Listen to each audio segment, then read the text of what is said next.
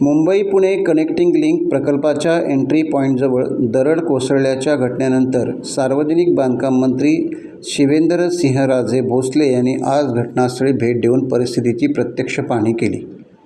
यावेळी MSRDCचे वरिष्ठ अधिकारी, पोलीस प्रशासन तसेच संबंधित विभागाचे अधिकारी उपस्थित होते। घटनास्थळी पाहणीनंतर मंत्री शिवेंद्रसिंहराजे भोसले यांनी सांगितले की गेल्या काही दिवसांपासून सुरू असलेल्या मुसळधार पावसामुळे पाण्याच्या प्रवाहात अचानक बदल झाला, त्यामुळे मोठ्या प्रमाणात दगड व माती खाली आली।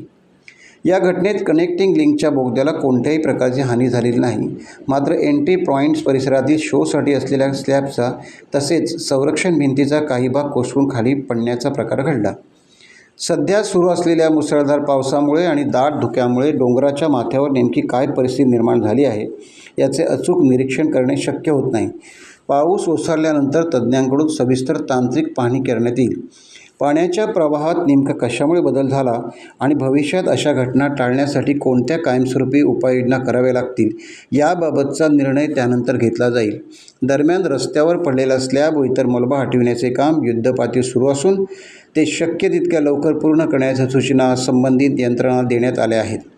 रस्ता वाहतुकीसाठी सुरू करायचा अथवा नाही याबाबतचा अंतिम निर्णय पोलीस प्रशासन आणि MSRDC यांच्या संयुक्त पाहणी व सुरक्षा मूल्यमापनानंतर घेतला जाईल। नागरिकांच्या सुरक्षिततेला सर्वोच्च प्राधान्य देत असल्याचे त्यांनी सांगितले। तर ही जी आपण आता हे जे बघतोय ही पहाटे 3:30ला घडलंय। 3:30ला आपलं जे कंट्रोल सेंटर आहे त्यांना ते लगेच लक्षात आलं, त्यांनी लगेच अलर्ट दिला आणि बाकी आपण ट्रॅफिक थांबवली। त्यामुळं जे आपण एकदा आपण लक्षात घेतलं पाहिजे की जी सिक्युरिटीची सगळी सिस्टम बसवली आहे ही 24/7 काम करते ही वस्तुस्थिती आहे।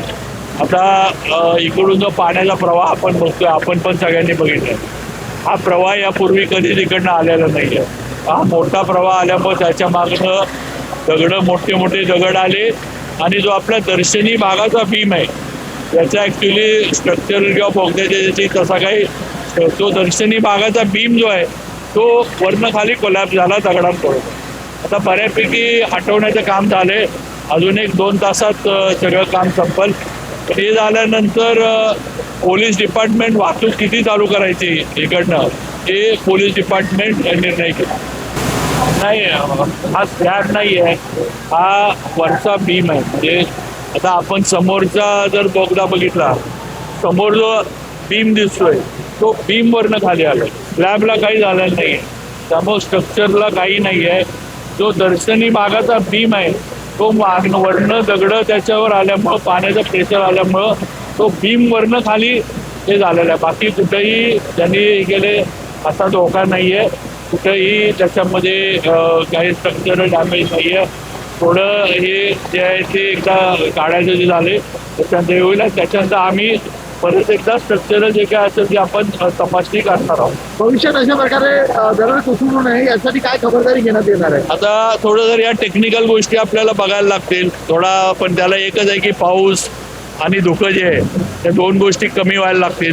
त्याच्याशिवाय ह्याच्या वर जाऊन म्हणजे डोंगरामध्ये काही उपाययोजना करणं गरजेचं आहे। कारण आता आपण इथं आहे, जे वरनं लूज माती दगडं किंवा समजा वरचा काय ओढे वगैरे जे आहेत ते जर डायव्हर्ट करायचे झाले तर वरची काय परिस्थिती आहे डोंगराची ती थोडी बघून आपल्याला हे करायला लागणार।